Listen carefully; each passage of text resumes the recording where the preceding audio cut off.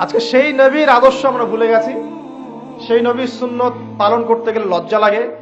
Young generation দেখবেন BTS এর সুন্নত পালন করে, ওই যে ম্যানচেস্টার ইউনাইটেডের সুন্নত ফলো করছে। হ্যাঁ, ক্রিকেট প্লেয়ার, ওই যে ফুটবল প্লেয়ার, বলিউডের নায়ক, বলিউডের নায়িকা, হলিউডের নায়ক নায়িকা, এগুলোর সুন্নত ফলো করছে। তো রাসূলুল্লাহ সাল্লাল্লাহু আলাইহি ওয়াসাল্লামের সুন্নাহ মতো দাড়ি রাখতে লজ্জা লাগে, তার মতো কাপড় পরতে লজ্জা লাগে, হ্যাঁ, তার আদর্শটাকে ফলো করতে লজ্জা লাগে। অথচ সেই মানুষটাই কিয়ামতের মাঠে এই উম্মতের পক্ষে কথা বলবেন যে হে আল্লাহ, আমার উম্মত, আমার উম্মত।